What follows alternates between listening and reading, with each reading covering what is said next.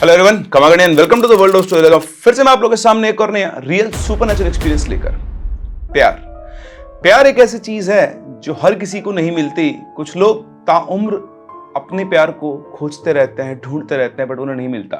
लेकिन वहीं पर कुछ लोग ऐसे होते हैं जिन्हें जिंदगी में एक बार नहीं, एक बार से ज्यादा बार वो प्यार मिलता है जिसके बारे में सब लोग सोचते रहते हैं। और कुछ ऐसे प्यार की कहानी मैं आज आप लोगों के सामने लेकर आया हूं जो वर्तमान और भूतकाल यानी आज और कल के बीच उलझी हुई है। एक ऐसी दास्तान जो आपको ये सोचने पर मजबूर कर देगी कि प्यार सिर्फ एक जज्बा है या फिर वो एक ऐसा बंधन है जो कभी नहीं टूटता। कहानी सिर्फ एक रिश्ता बनने की नहीं है, बल्कि एक ऐसे राज को उजागर करती है जिसके बारे में शायद कभी किसी ने सोचा नहीं था। कहीं खुशी थी तो कहीं अफसोस और कहीं एक ऐसी एनर्जी जो हर किसी की समझ से बाहर थी। तो बिना वक्त जाए किए आइए बढ़ते हैं कहानी में आगे। लेकिन उससे पहले अगर आपके पास वैसे कोई रियल सुपरनेचुरल एक्सपीरियंस है या फिर कोई इंटरेस्टिंग स्टोरी है तो आप हमारी इन दी गई आईडीज पर या हमारे व्हाट्सएप नंबर के ऊपर भी हमसे इन स्टोरीज को शेयर कर सकते हैं। इसी के साथ साथ अगर आप चैनल पर नए हैं या पुराने और आपने चैनल को सब्सक्राइब नहीं किया है तो please please please do consider subscribing, क्योंकि आपके सब्सक्रिप्शन से हमें और बेटर कॉन्टेंट जनरेट करने का मोटिवेशन मिलता है। इसी के साथ साथ आपको पता है कि YouTube का एल्गोरिदम क्या है, तो वीडियो को लाइक जरूर करें अगर आपको कहानी पसंद आ रही है, हमारे एफर्ट्स पसंद आ रहे हैं। बहुत मेहनत लगती है स्टोरीज ढूंढने में, काम करने में। आपको सिर्फ एक लाइक बटन दबाकर उसको अप्रिशिएट करना है ताकि और लोगों तक हम लोग पहुंच पाए। ये कहानी हमारे साथ शेयर की साक्षी ने, जो उनकी फ्रेंड प्रिया और उनके फियांसे समीर की है। प्रिया और समीर दोनों एक दूसरे से बहुत प्यार करते थे और जब इन लोगों ने शादी की, मतलब इनका रिलेशन करीबन 1 साल से चल रहा था, दोनों 1 साल में अंडरस्टैंडिंग बहुत अच्छे लेवल पर थी और इन दोनों ने शादी करने का डिसाइड किया। और सोचो क्या, जैसे ही पेरेंट्स से बात की, पेरेंट्स भी राजी हो गए। परफेक्ट जिंदगी चल रही थी, प्यार करते थे, शादी के लिए तैयारी, मतलब शादी के लिए घर वाले राजी हो गए थे, शादी की डेट फिक्स हो गई थी और इस तरह से सब कुछ बढ़िया चल रहा था। लेकिन इनकी कहानी में आता है एक ट्विस्ट, एक ऐसा ट्विस्ट जो रियलिटी को बदल के रख देता है। एक दिन प्रिया और समीर ऐसे ही फोन पे बात कर रहे थे, तो बात करते करते अचानक से समीर जो है वो प्रिया से बोलता है कि प्रिया, मुझे ना कुछ ठीक सा नहीं लग रहा है, आजकल बड़ी अजीब सी बेचैनी सी होती है, हर वक्त ऐसा लगता है कि कोई मुझे देख रहा है, एक अजीब सा डर है जो मेरे मन के अंदर रहता है, मुझे कुछ समझ में नहीं आ रहा है। तो प्रिया उससे कहते कि ऐसा हो सकता है शादी की तैयारियों का स्ट्रेस है तुम्हारे दिमाग पर, इसलिए भी हो सकता है। तो बोलता है कि नहीं नहीं यार, ऐसा नहीं है, मैं कह रहा हूँ तुमसे, बड़ा अजीब सा लगता है। बार बार वो एक ही चीज बोला था कि उसे ऐसी फीलिंग आती है कोई उसे घूर रहा है, कोई उसे घूर रहा है। प्रिया को समीर की एक आदत पता थी, वो ओवर थिंकिंग बहुत किया करता था। तो प्रिया ने इसी चीज के चलते उसे इस स्टेटमेंट को जो उसने कहा, जो समीर एक्सपीरियंस कर रहा था, उसने उसको उसका मन का वहम माना। तो इस तरह से समझाकर उसने अपना फोन वगैरह कट कर दिया। ऐसे ही धीरे धीरे दिन गुजर रहे थे, उनके शादी का दिन जो था वो नजदीक आ रहा था। तभी एक रात की बात है, प्रिया अपने रूम में अपने बेड पर बैठी हुई कुछ काम कर रही थी, तो उसका फोन बजता है। उसका फोन बजता है तो उसके ऊपर अननोन लिखा हुआ आता है और उसके अलावा कोई और नंबर लिखा हुआ नहीं आ रहा था। वो ये देखकर चौंक जाती कि ये कैसा नंबर है। फिर उसे लगा हो सकता है या तो कोई बाहर का कॉल हो या कुछ हो, तो उसने कॉल को उठाया। जैसे उसने वो कॉल उठा के अपने कान के पास लगा तो कान में बहुत ही अजीब सी, बहुत ही डरावनी सी, किसी की औरत के बहुत चीखने की ऐसी आवाज सुनाई दी जो आपके कानों को बहुत तेज तकलीफ दे। उसने डरके से फोन को वापस से दूर रख दिया। फिर जब वो आवाज शांत हुई तो उसने वापस से वो फोन अपने कान पे लगाया। अब बिल्कुल साइलेंस थी, बिल्कुल सन्नाटा, और उस सन्नाटे में किसी की भारी टोन के अंदर, किसी औरत की एक भारी टोन के अंदर एक आवाज आई, वापस। और इतना बोलते हुए फोन कट हो गया। जैसे देखा एक बार घबरा गई, उसके दिल की धड़कन से रुक गई उस आवाज को सुनकर। फिर उसे लगा कि हो ना हो कोई उससे प्रैंक कर रहा है, कोई उसका फ्रेंड है जो उसे प्रैंक कर रहा है। उसने वापस से उस नंबर पे कॉल करने के लिए अपनी कॉल लॉग खोली और जैसे उसने कॉल लॉग खोली उसने देखा कि कोई नंबर ही नहीं था। लास्ट नंबर जिसने बात की थी वही नंबर था, वो जो अननोन लिखा हो रहा था वो कोई नंबर ही नहीं था। उसकी पूरी लिस्ट में से वो नंबर गायब था। प्रिया घबरा गई, उसने वापस से अपनी कॉल लॉग लिस्ट को चेक किया, उसके बाद उसने फोन को स्विच ऑफ करके वापस ऑन किया, लेकिन कहीं पर भी वो अननोन नंबर नहीं था। खैर, ऐसा हम में से भी कई लोगों के साथ होता है और हम इस चीज को इग्नोर कर देते हैं। सेम काम यहाँ पर प्रिया ने किया। उसे लगा कि शायद हो सकता है नेटवर्क की प्रॉब्लम की वजह से कोई दूसरा कॉल कनेक्ट हो गया हो और इस वजह से नंबर यहाँ पर दिखाई नहीं दे रहा है। उसने अपने मन को इस चीज से डाइवर्ट किया और उसके बाद वो सो गई। अगले दिन जब प्रिया समीर से बात करी तो समीर ने फिर से प्रिया से कहा कि प्रिया मुझे कुछ ठीक नहीं लग रहा, बड़ा अजीब सा लगता है, पूरी पूरी रात ऐसा लगता है कि कोई है जो मुझ पे नज़र रख रहा है, कोई है जो मुझे घूर रहा है। उसकी बात सुनकर प्रिया को भी अपनी रात वाली बात याद आई। फिर उसने सोचा कि उस दिन भी शाम को समीर यही सब बातें कर रहा था और शायद इन्हीं सब बातों की वजह से उसके दिमाग में सब चीज़ें रह गई और ये जो कुछ भी वो कॉल वॉल वाला चक्कर हुआ, वो सिर्फ उसके मन का वहम था। और ये सब सोचकर उसने समीर को इस बारे में कुछ भी नहीं बताया। उल्टा उसने समीर को और डाँट दिया। उसने कहा कि तुम ना ये सब फालतू की बातें करते रहते हो और तुम्हारी इन बातों से मेरे दिमाग में ये सब चलता रहता है। तुम ना थोड़ा रिलैक्स करो, ठीक है? ये सब कुछ नहीं होता है, तुम्हें फालतू में ऐसे वहम हो रहा है, थोड़ा-सा अपने दिमाग को कंट्रोल करना सीखो। और इतना कहकर प्रिया फ़ोन काट देती है। अब ऐसे 2-4 दिन बीत जाते हैं और समीर और प्रिया की बहुत ज़्यादा बात नहीं होती है। तो अपने वहम को भी, मतलब उसका भी थोड़ा दिमाग ऐसे चल रहा था और समीर को लेकर वो ज़्यादा परेशान थी क्योंकि वो बहुत ज़्यादा परेशान था। तो प्रिया ने प्लान किया कि वो समीर के साथ कॉफ़ी डेट पर जाएगी। उसने समीर को बुलाया, उसे लगा कि दोनों बातचीत करेंगे, थोड़ा टाइम स्पेंड करेंगे तो दोनों का ही मन हल्का होगा। लेकिन जैसा वो सोच रही थी ऐसा कुछ भी नहीं हुआ। जब वो कॉफ़ी डेट पर मिले तो पहले तो समीर बिल्कुल शांत सा बैठा हुआ था, जो कि उसके नेचर के बिल्कुल अपोज़िट था। उससे पहले जब भी मिला करते थे, समीर उससे बहुत बातें किया करता था, उससे बहुत छेड़ा करता था। लेकिन आज समीर बिल्कुल शांत बैठा हुआ था। और सिर्फ़ इतना ही नहीं, जब वो उससे बात करने की भी कोशिश करी तो उसका ध्यान कहीं और था। उसकी नज़रें बार-बार किसी और जगह पर टिक रही थी, जैसे वो किसी को ढूँढ रहा हो या देख रहा हो। प्रिया ने एटमॉस्फेयर चेंज करने के लिए अपने शॉपिंग के सामान की बात करना शुरू किया, शादी की तैयारियों की बात करना शुरू किया। लेकिन उसे बड़ा अजीब फ़ील हो रहा था क्योंकि वो उससे बात कर रही थी और वो उसकी बातों के ऊपर बिल्कुल भी ध्यान नहीं दे रहा था, बल्कि उसकी नज़र कॉफ़ी शॉप से जो सड़क दिख रही थी, उस सड़क की तरफ टिकी हुई थी। इतना ही नहीं, जैसे ही प्रिया उससे उसकी आंखों में ऐसी तरह डाल के बात करती, वो अपनी नज़रें झुका लेता। उसे देखकर प्रिया को ऐसा फ़ील हो रहा था कि समीर उससे कुछ छुपा रहा है। उसकी आंखों में एक अजीब-सा डर था। वो कुछ बताना चाह रहा था लेकिन चाहकर भी वो उसे कुछ भी बता नहीं पा रहा हो। कुछ इस तरह की फ़ीलिंग प्रिया को समीर से आ रही थी। प्रिया को ये समझ में तो आ गया था कि समीर उससे कुछ छुपा रहा है और वो चाहकर उसे बता नहीं पा रहा है। लेकिन उसे समीर से डायरेक्टली कुछ भी नहीं पूछा क्योंकि वो पहले से ही परेशान थी कि समीर की तबीयत ठीक नहीं है। लेकिन वो ये जानना चाहती थी कि आखिर समीर छुपा क्या रहा है। और इसी चीज़ का पता करने के लिए उस कॉफ़ी शॉप से या कैफ़े से जो भी था, उससे सीधा वो समीर के साथ उसके घर ही चली जाती है। अब जैसे ही प्रिया समीर के घर पहुँची, उसे घर के अंदर बड़ा अजीब-सा लगा। जो एनवायरनमेंट था वो बहुत ही डेंस सा हो रखा था, बड़ा अजीब-सी घुटन-सी उसको महसूस हो रही थी।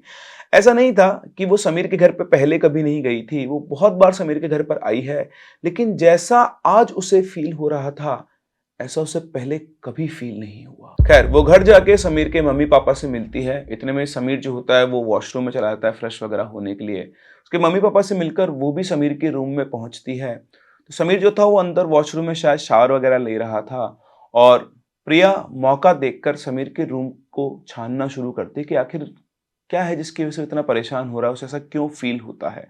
फ़ीलिंग उसको भी थी कि जो घर में घुसते उसको फ़ील हो गया था कि कुछ ना कुछ तो इश्यू है। तो वही ये सब चेक करना चाह रही थी और इसीलिए वो समीर के रूम में रखी बुक्स वग़ैरह इन सबको, मतलब जो होता है ना आपकी रैक्स होती हैं, उनमें सामान होता है, उसको वो चेक कर रही थी। वो उसकी बुक शेल्फ में से निकाल-निकाल कर बुक्स को पढ़ रही थी, तभी उसकी नज़र बुक्स के बीच में दबी हुई एक डायरी के ऊपर पड़ती है।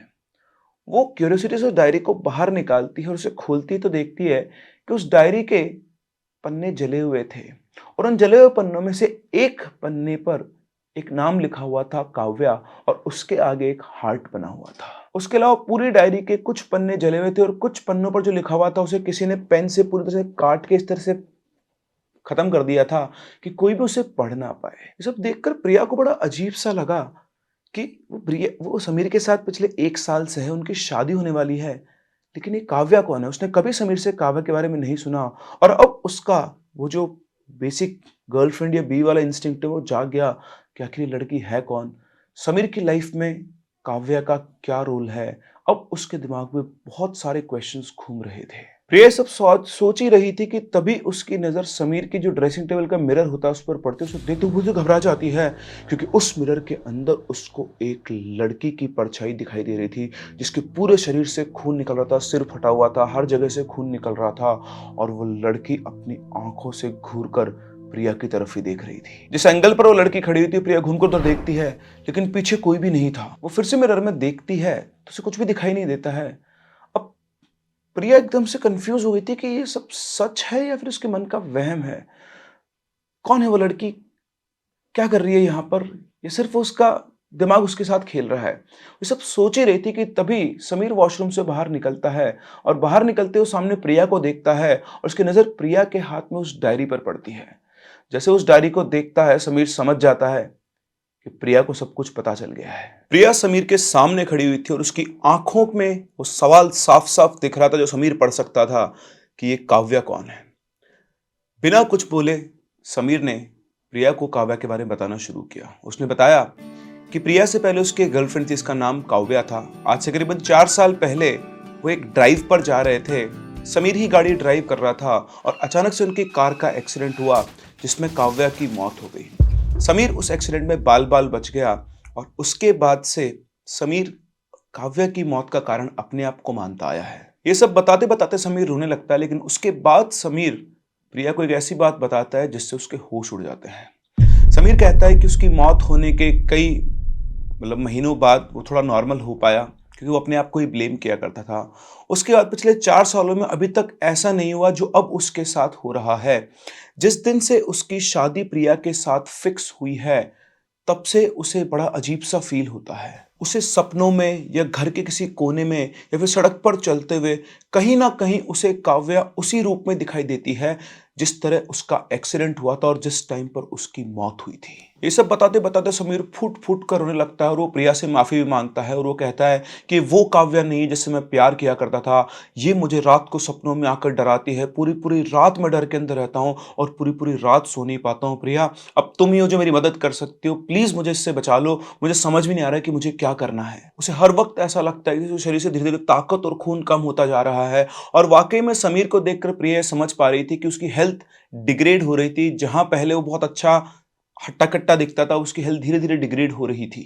और जिसे अभी तक प्रिया समीर की ओवर थिंकिंग समझ रही थी, अब वो जान चुकी थी कि जो समीर कह रहा है वो बिल्कुल सही है, क्योंकि अभी जस्ट थोड़ी देर पहले उसने भी काव्या को उस मिरर के अंदर देखा था। प्रिया ने बिना समय गवाए ये सारी बात उसके मदर, समीर के मदर और फादर को बताई और जैसे उसने उनको ये बात बताई, उसकी मम्मी बोलती कि अरे ऐसा, मुझे भी कल रात को ही मुझे ऐसा लग रहा था कि कोई खड़ा हुआ है और मैं भी किसी से बोलना चाहती, पर मुझे लगा कि शादी के काम के थकान की वजह से मुझे ऐसा फील हो रहा है। और इतना ही नहीं, घर के अंदर कुछ भी ठीक नहीं चल रहा है। ये समीर के पापा की शुगर आज तक कभी भी एक लेवल से ऊपर नहीं गई। इनको डायबिटीज, लेकिन इनकी शुगर हमेशा कंट्रोल में रहती है। ये सारे परहेज करते हैं, लेकिन अभी कुछ दिनों से इनकी शुगर 350, 380, 400 तक पहुंच रही है, वो बिना कुछ मीठा खाए हुए। या मैं आपको बता दूं, समीर की जो फैमिली थी वो बहुत एजुकेटेड और प्रैक्टिकल थी और वो इन सब चीजों के अंदर विश्वास नहीं करती और शायद इसी वजह से समीर अपनी फैमिली के साथ इन चीजों को शेयर नहीं कर पा रहा था, क्योंकि उन सबको तो यही लग रहा था कि शादी के काम की टेंशन है। अगर उस दिन प्रिया समीर के घर नहीं जाती तो उन लोगों को ये बात कभी भी पता नहीं लगती और शायद इस चीज का बहुत बड़ा परिणाम इन लोगों को भुगतना पड़ता। हो सकता है कि इस पूरे सिलसिले के दौरान समीर की मौत भी हो सकती थी। लेकिन बिल्कुल सही टाइम पर प्रिया समीर के घर पहुंच गई, लेकिन खतरा अभी भी टला नहीं था। अभी तो उन्हें सिर्फ ये पता लगा था कि काव्या की आत्मा समीर के घर के अंदर है और समीर के साथ है। उसे अलग कैसे करना है, इसका इलाज क्या करना है, उसका आइडिया किसी को भी नहीं था। खैर, प्रिया ये बात अपनी फैमिली में बताती है और उनके जो फैमिली पंडित थे उनसे जाकर मिलते हैं। सब कुछ देखने जानने के बाद वो पंडित जी कहते कि मैं इसका कुछ भी नहीं कर सकता हूँ, क्योंकि ये जो काव्या की आत्मा है ये समीर के साथ 2-4 दिन से नहीं बल्कि पूरे 4 साल से है और वो बहुत शक्तिशाली हो गई है। इतने लंबे टाइम साथ रहने की वजह से उसका कनेक्शन समीर के साथ और भी ज्यादा स्ट्रांग हो गया है और इसी के साथ साथ अब उसे ये भी पता लग गया है कि समीर की शादी होने वाली है, वो किसी और का होने वाला है। अब तो वो उसका पीछा और भी छोड़ने वाली नहीं है। फिर प्रिया और उसकी फैमिली ने कहा कि कुछ तो इलाज होगा पंडित जी, कोई रास्ता तो बताओ। तो उन पंडित जी ने प्रिया की फैमिली को एक तांत्रिक के बारे में बताया और कहा कि आप इनके पास जाइए, ये हो सकता है आपकी मदद कर दें।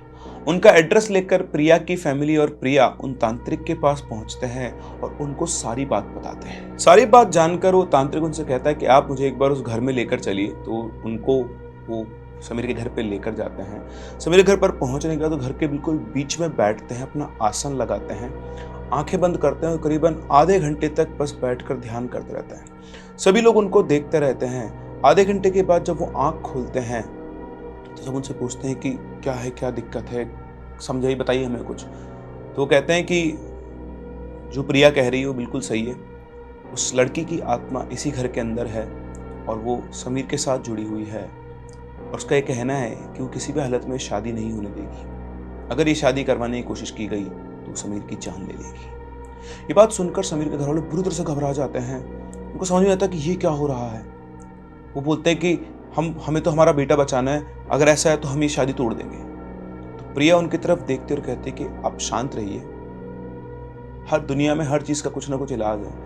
ये प्रॉब्लम है, अगर समीर की जान पर आई तो मैं खुद ये शादी तोड़ दूंगी, लेकिन उससे पहले हमें समीर को बचाने का पूरा प्रयास करना होगा, क्योंकि बात सिर्फ मेरी और समीर के रिश्ते की नहीं है, बात समीर की ज़िंदगी की भी है।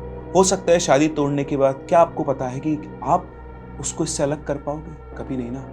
तो हमें कुछ ना कुछ इसका रास्ता, इसका इलाज ढूंढना होगा। वो उनसे पूछते कि बाबा इसका इलाज क्या है? तो बोलते कि वो हम मेरे स्थान पर चलकर बात करेंगे, अभी जो है वो मैंने आपको बता दिया है।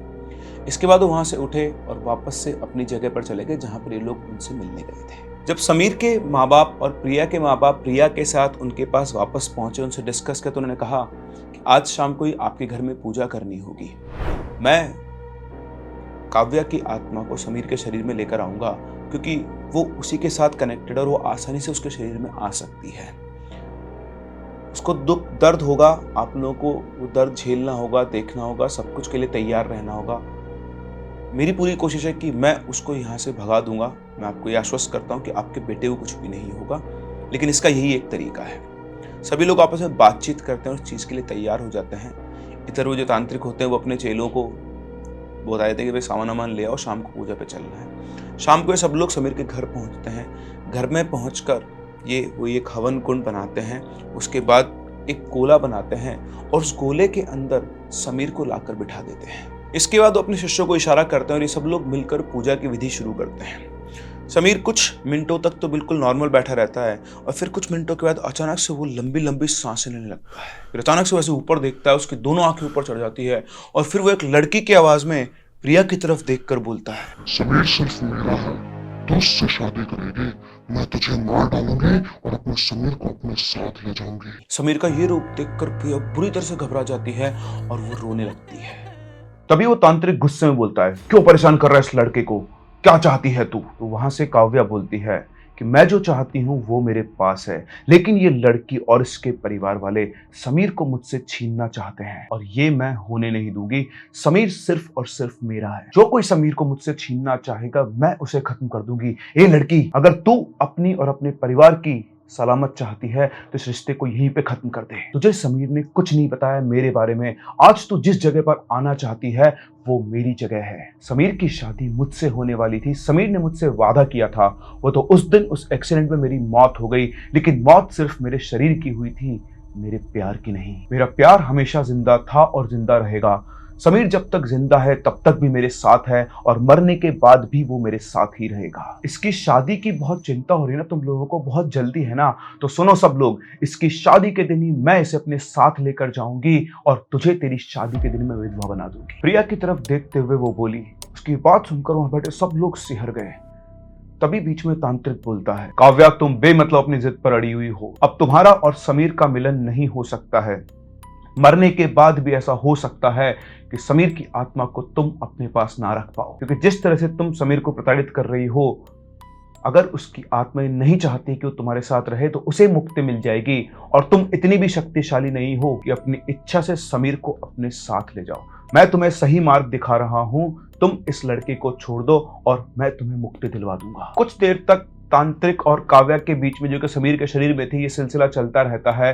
तांत्रिक उसे बहुत समझाने की कोशिश करता है, लेकिन वो अपनी जिद पर अड़ी हुई थी। यहाँ इधर इस सबको देखकर प्रिया का रो रो कर बुरा हाल था। वो बार बार भागकर समीर के पास जा रही थी, क्योंकि काव्या समीर को बहुत ज्यादा तकलीफ दे रही थी, उसकी बॉडी के अंदर थी और उसकी वजह से समीर को बहुत दर्द हो रहा था। वो बहुत अजीब अजीब सी हरकतें कर रहा था और बीच बीच में दर्द से बहुत तेज चिल्लाता था। तांत्रिक जैसे अपनी कोई क्रिया करता तो काव्या समीर के शरीर को इस तरह से मोड़ती कि उसे बहुत तेज दर्द होता और होते होते समीर का दर्द इतना बढ़ गया था कि फाइनली उसकी आंखों में से खून बहने लगा। जब इतना कुछ हो गया तो प्रिया ने थोड़ी हिम्मत दिखाई और खड़े होकर बोली, काव्या मुझे पता है तुम समीर से बहुत प्यार करती हो और मुझे तुम्हारे बारे में कुछ भी पता नहीं था, लेकिन अब तुम्हें समझना होगा कि तुम्हारी वजह से समीर को कितनी पीड़ा, कितना दर्द झेलना पड़ रहा है। ये कैसा प्यार है तुम्हारा जिससे तुम प्यार करते हो, तुम उसको इतना दर्द दे रही हो। देखो तुमने इसकी कैसी हालत कर दी, और अगर यही तुम्हारा प्यार है तो शादी के दिन क्या, तुम इसे आज यहीं से ले जाओ। लेकिन याद रखना, जिस समीर को तुम अपना बनाना चाह रही हो और उसके लिए उसे इतनी तकलीफ दे रही हो, वो कभी भी तुम्हारा बनना नहीं चाहेगा। तुम उसे हमेशा हमेशा के लिए खो दोगी। लेकिन तुम अगर मेरी एक बात मान लो तो तुम्हारा और समीर का रिश्ता कभी भी खत्म नहीं होगा। काव्या प्रिया की तरफ अजीब सी नजरों से देखती है। फिर प्रिया कहती है, तुम एक काम करो, तुम समीर के शरीर को छोड़कर मेरे शरीर में आ जाओ और इस तरह से तुम और मैं एक हो जाएंगे और तुम भी मेरी तरह समीर की पत्नी बनकर रहोगी। लेकिन इससे कम से कम समीर, उसके परिवार और मेरे परिवार के ऊपर और कोई परेशानी नहीं रहेगी, वो सब लोग ठीक रहेंगे। लेकिन तुम समीर के शरीर को छोड़ दो, उसे इतनी तकलीफ मत दो। प्रिया के ये शब्द सुनकर समीर के घर वाले बिल्कुल स्तब्ध रह गए। उनकी आंखों से आंसू बहने लगे कि लड़की कितना बड़ा बलिदान और त्याग करने को तैयार है उनके बेटे के लिए। उसकी ये बात सुनकर समीर के शरीर में बैठी काव्या भी थोड़ी देर के लिए शांत हो जाती है और सबकी नजरें उसी के ऊपर टिकी रहती हैं। कुछ देर बाद न जाने ऐसा क्या होता है कि समीर का जो शरीर एकदम से ढीला पड़ जाता है, वो बेहोश हो जाता है और फटाफट से वो तांत्रिक जो उठकर समीर को संभालते हैं। और तभी उधर एक कोने के अंदर सभी लोगों को काव्या खड़ी हुई दिखाई देती है, जो कि एक नॉर्मल लड़की के रूप में होती है। एक बार सबके सब डर जाते हैं कि वो उस गोले से बाहर कैसे आई, लेकिन देखते देखते उसकी परछाई एकदम से वहां से ओझल हो जाती है और उसके बाद कमरे में एक अलग सी शांति हो जाती है। बस कोई आवाज आ रही थी तो हवन कुंड में जलती हुई उस अग्नि की।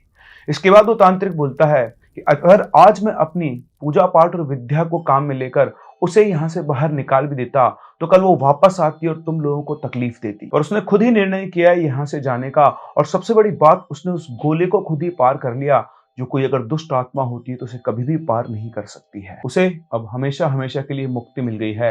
लेकिन जाने से पहले वो प्रिया के लिए कुछ कहकर गई है। उसने कहा कि उसे हमेशा यही लगता था कि समीर की जिंदगी में जो भी कोई दूसरी लड़की आएगी, वो कभी भी समीर को उससे ज्यादा प्यार नहीं कर सकती है और वो कभी भी मेरी जगह नहीं ले सकती है। लेकिन जो लड़की समीर के लिए अपनी जान देने को तैयार है, वो लड़की मेरी जगह ले सकती है। इस लड़की को कहना मैं जा रही हूं, लेकिन ये समीर का हमेशा ध्यान रखें और ये दोनों हमेशा खुश रहें।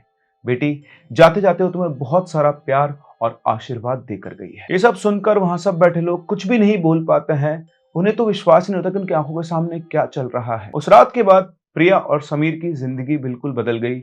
उनके शादी का दिन आया, शादी हुई, सब कुछ परफेक्ट था, लेकिन एक उदासी थी, एक अकेलापन था, एक खामोशी थी जो शायद काव्या के जाने की थी। ऑल्दो काव्या ने समीर को बहुत परेशान किया था, लेकिन समीर की आंखों में अब भी काव्या के जाने का दर्द था, क्योंकि जिंदगी भर वो यही मानता रहेगा कि काव्या की मौत उसकी वजह से हुई। वहीं प्रिया की आंखों में एक शांति, एक सुकून था कि उसने अपने समीर को काव्या से बचा लिया। तो देखा आपने कि जो काम एक तांत्रिक की विद्या और उसका डर नहीं कर पाई, वो एक लड़की का अटल प्यार एक लड़के के लिए कर पाया। हर जिंदगी में कई लोगों को अपना सच्चा प्यार नहीं मिलता, लेकिन कुछ लोग इतने खुशकिस्मत होते हैं जैसे समीर, जिसको एक बार नहीं दूसरी बार भी उतना ही सच्चा प्यार मिला। जहां उसका पिछला प्यार किसी न किसी रूप में उसे छोड़ने को तैयार नहीं था, उसका वर्तमान का प्यार भी उसे किसी भी कीमत पर छोड़ने को तैयार नहीं था, चाहे उसे अपनी जान ही ना देनी पड़े। तो बहुत अच्छे कर्म शायद पिछले जन्म में समीर ने किए होंगे कि उसे ऐसे लोग मिले, वरना ऐसे लोगों का मिलना आज के जमाने में बहुत बहुत बहुत मुश्किल होता है।